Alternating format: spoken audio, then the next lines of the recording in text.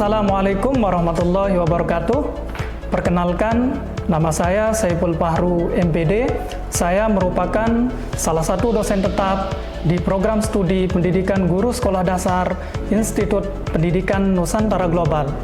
Saya merupakan lulusan S1 program studi pendidikan guru sekolah dasar di Universitas Negeri Makassar dan lulusan S2 program studi pendidikan dasar di Universitas Negeri Malang.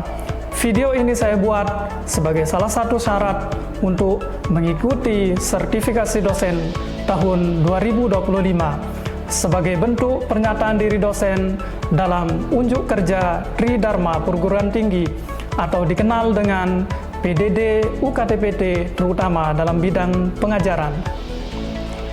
Pada kesempatan ini, saya akan menjelaskan salah satu mata kuliah yang saya ajarkan di program studi pendidikan guru sekolah dasar, yaitu mata kuliah pembelajaran IPA di SD, di mana mata kuliah pembelajaran IPA di SD merupakan mata kuliah wajib prodi dan diajarkan pada mahasiswa semester 3 dengan bobot 3 SKS dan ditempuh selama 1 semester atau 16 kali pertemuan.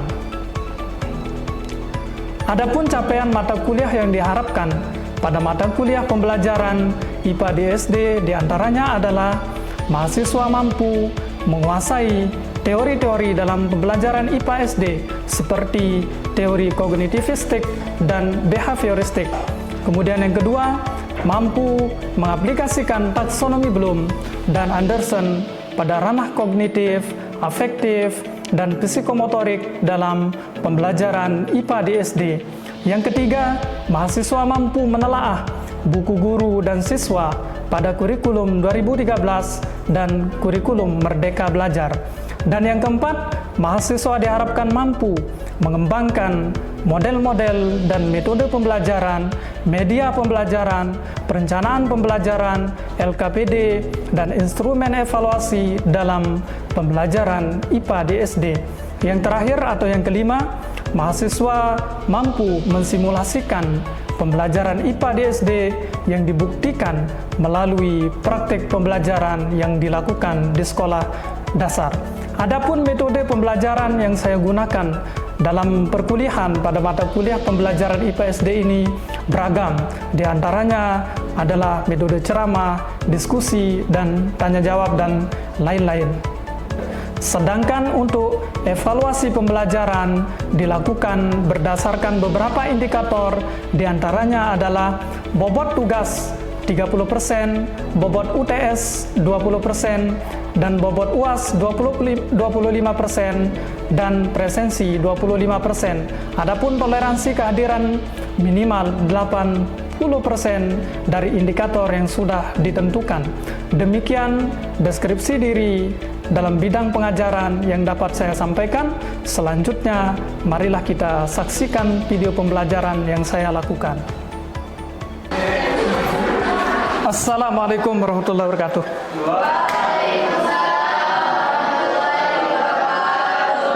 Oke, bagaimana kabarnya hari ini? Oke, sebelum kita mulai proses pembelajaran, langkah lebih baiknya terlebih dahulu kita akan berdoa ya, sesuai dengan agama dan kepercayaan kita masing-masing. Berdoa dimulai.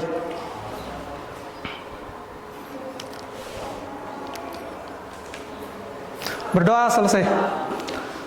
Oke, pada pertemuan hari ini ada yang tidak masuk?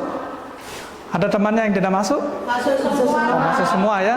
Alhamdulillah, semester 3 rajin semua ya. Mulai dari pertemuan pertama kemarin, semuanya masuk ya.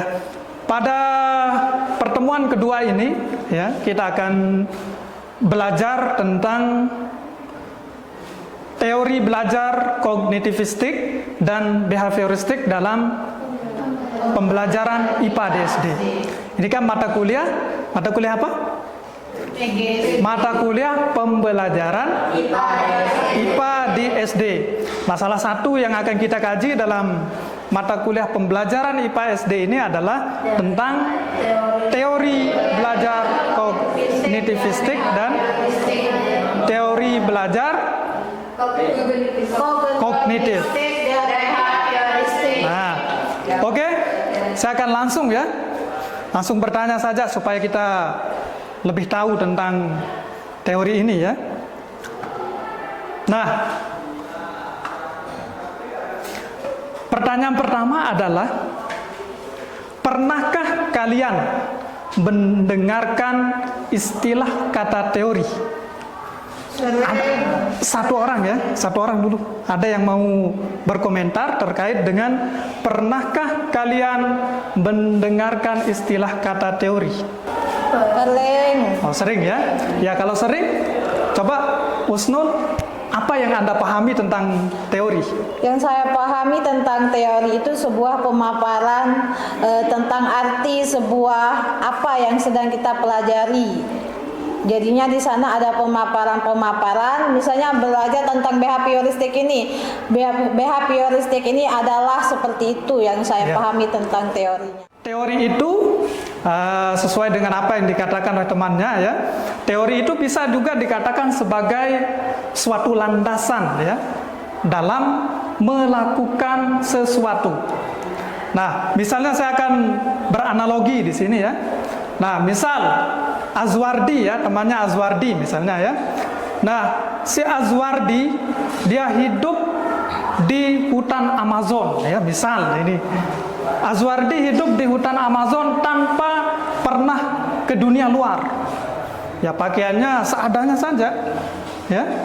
Kemudian Azwardi tiba-tiba menemukan laptop misalnya ya.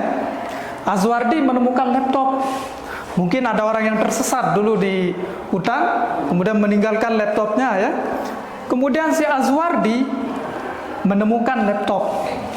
Kira-kira Azwardi langsung bisa enggak mengaplikasikan laptop? Tidak bisa. Tidak bisa. Bisa enggak? Sekali lagi. Tidak bisa. Nah, tidak bisa. Alasannya apa? Kira-kira alasannya Karena apa? belum tahu teorinya. Satu orang? Karena apa kira-kira? Karena belum tahu teorinya ya. Nah, itulah pentingnya kita bisa itulah pentingnya kita harus tahu tentang teori. Nah, seperti kasus yang saya sampaikan tadi, si Azwardi, tidak mungkin Azwardi akan langsung bisa membuat desain misalnya ya. Nah, menyalakan saja mungkin si Azwardi akan kebingungan. Bisa jadi dia akan jadikan sebagai pajangan saja ya. Karena dia tidak tahu fungsi dari laptop tersebut.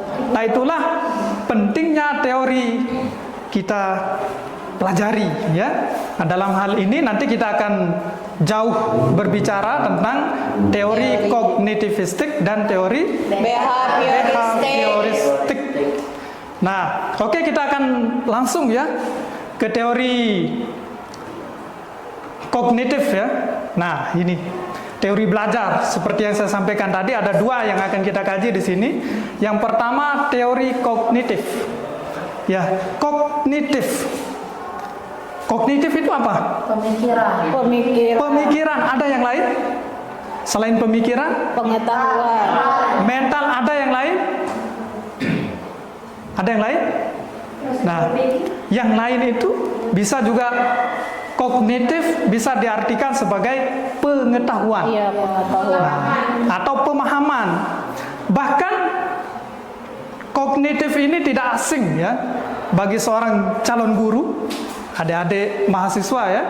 Ini sering sekali disebutkan mungkin di perkuliahan lain tentang istilah kata kognitif. Nah, kognitif itu adalah kemampuan ya, kemampuan seseorang dalam berpikir. Nah, kenapa kognitif ini penting?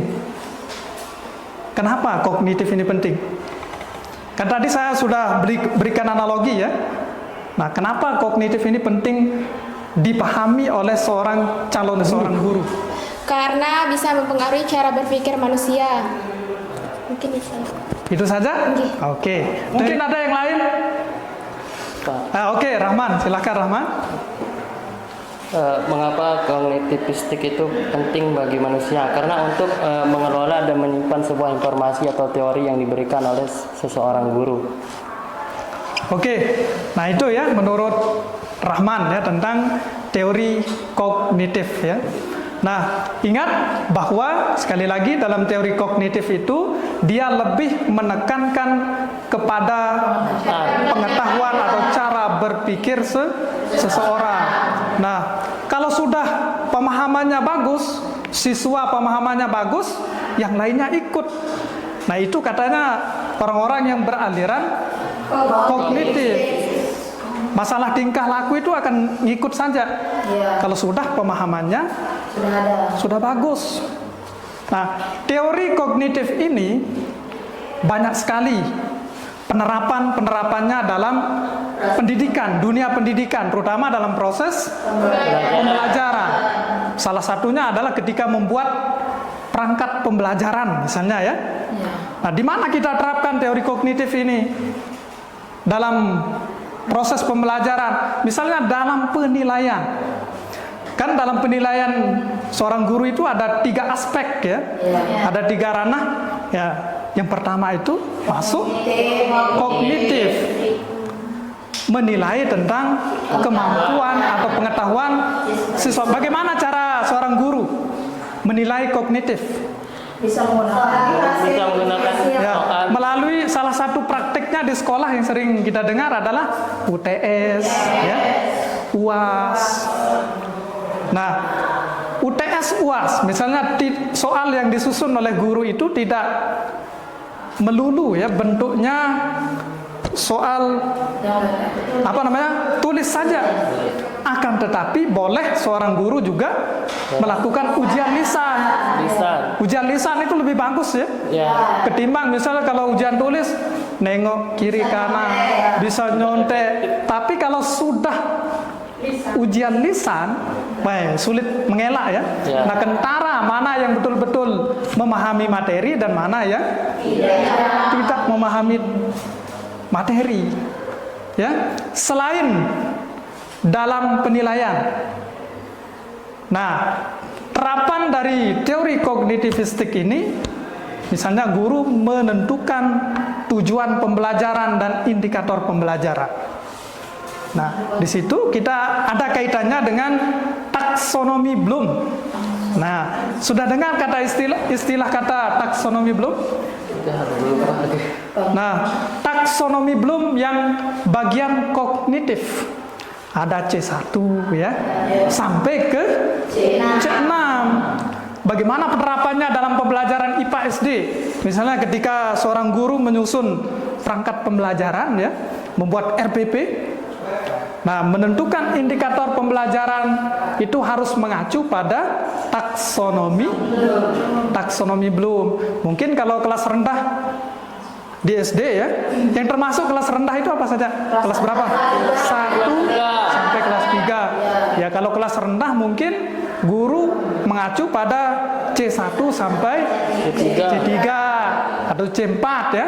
Kalau sudah kelasnya tinggi, ya harus kita ajarkan berpikir tingkat tinggi juga ya, dan disesuaikan dengan kemampuan atau karakteristik siswa ya yang kita ajar.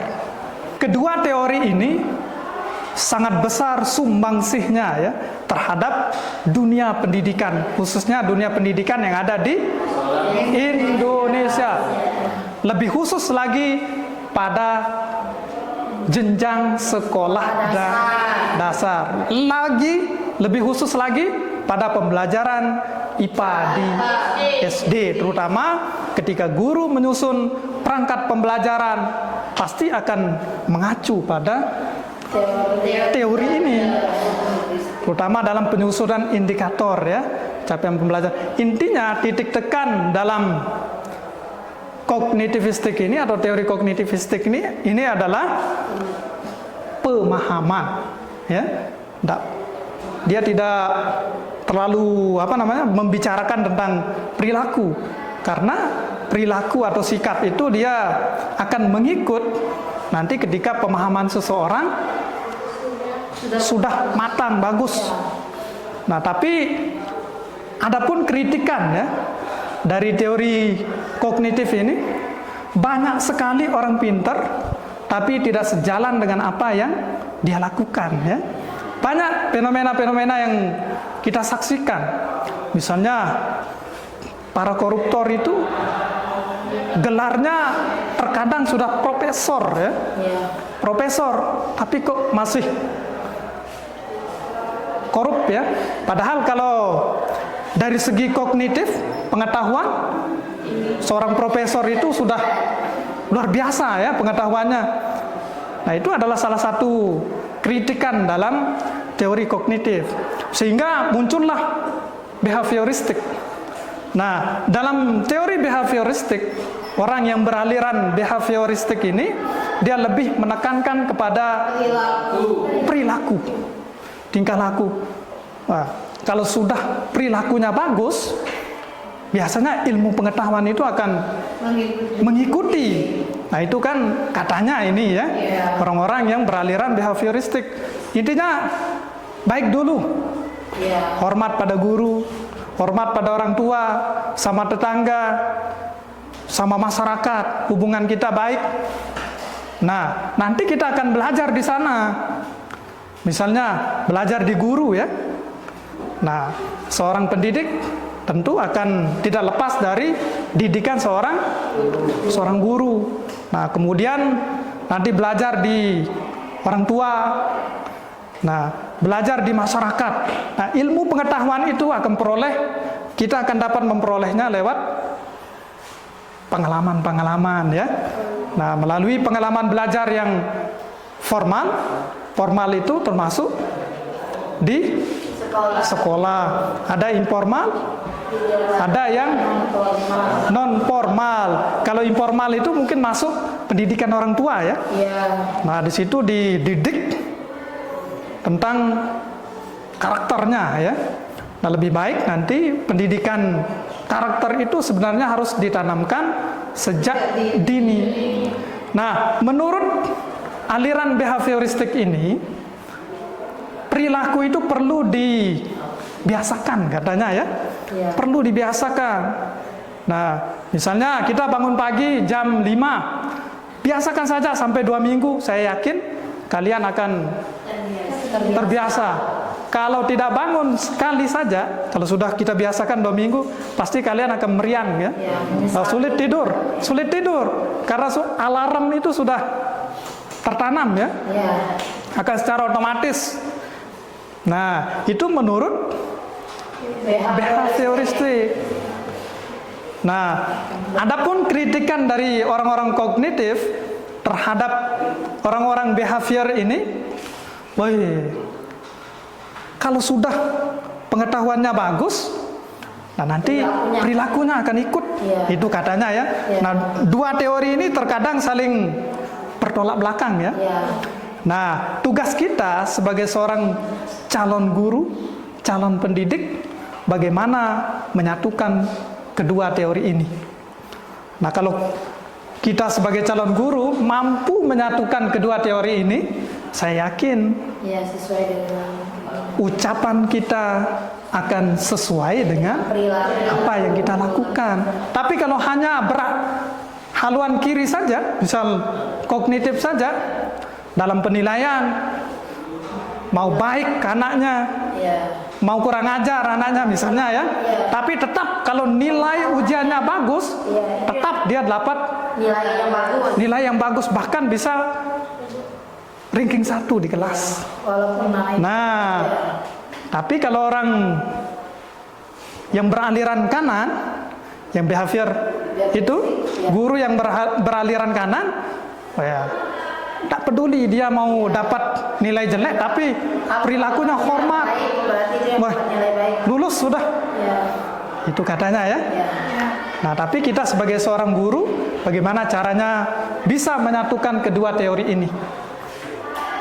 ucapan kita bagus kepada peserta didik, ya. Misalnya ketika kita di sekolah melihat sampah, jangan langsung memanggil siswanya, apalagi nadanya seperti itu.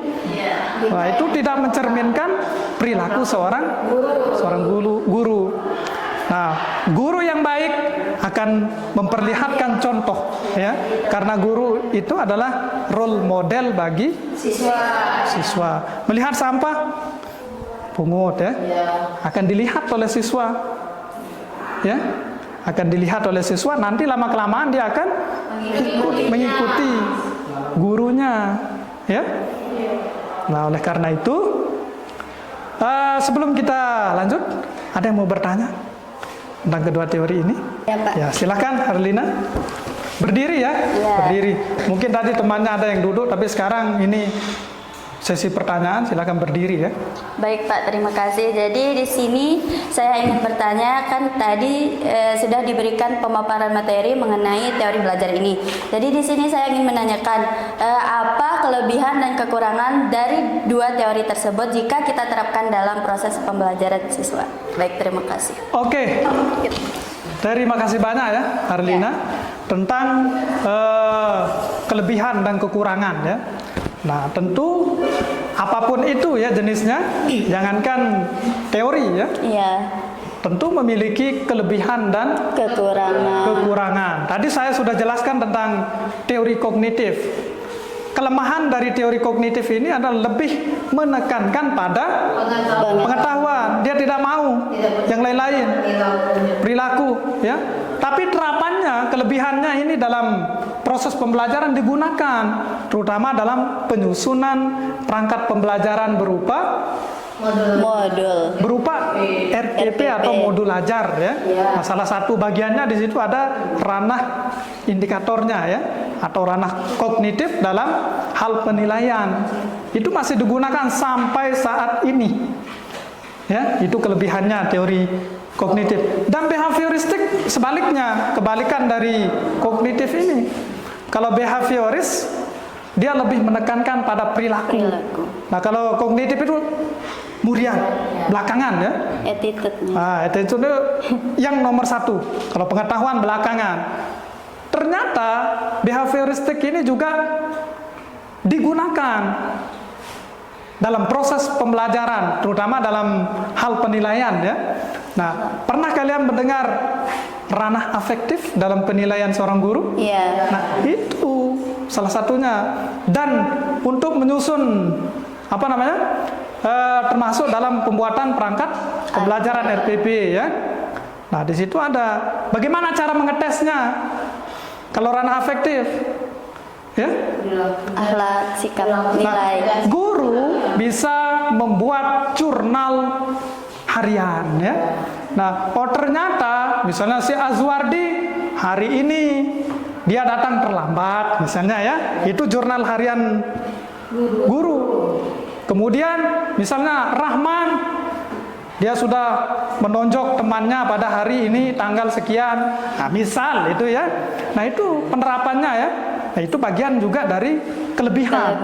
Ternyata kedua teori ini juga memiliki kelebihan besar pengaruhnya terhadap pendidikan, terutama dalam pembelajaran di sekolah dasar. Sebelum kita akhiri proses pembelajaran pada pertemuan kedua ini, mungkin saya akan menunjuk salah satu mahasiswa untuk menyimpulkan ya hasil pembelajaran kita pada hari ini. Nah, saya tunjuk langsung saja ya. Nah, biasanya kalau mahasiswa itu jarang ada yang mau jadi relawan tunjuk tangan sendiri ya. Nah, kalau ditunjuk langsung gupuh ya. Nah, oke. Silakan Miftahul Jannah. Baik, teori belajar kognitivistik berfokus pada pengetahuan, sedangkan behavioristik ini berfokus pada perilaku. Jadi kedua teori ini dapat diterapkan secara bersamaan dalam pembelajaran IPA di sekolah dasar, di mana pendekatan kognitivistik dapat membantu siswa memahami konsep secara mendalam, sementara pendekatan behavioristik dapat digunakan untuk memastikan bahwa siswa menguasai dasar-dasar pengetahuan melalui pengulangan BH heuristik tersebut. Oke, nah itu tadi kesimpulannya ya yang disampaikan oleh Miftahul Jannah ya. Nah, benar ya, tadi sesuai dengan apa yang saya jelaskan, daya tangkapnya tinggi ya. Husnul Miftahul Jannah ya. Oke, dengan berakhirnya kesimpulan yang disampaikan oleh teman kita Miftahul Jannah, maka berakhir pula kegiatan proses belajar mengajar kita untuk hari ini. Ya cukup sekian. Wassalamualaikum warahmatullahi wabarakatuh. Waalaikumsalam.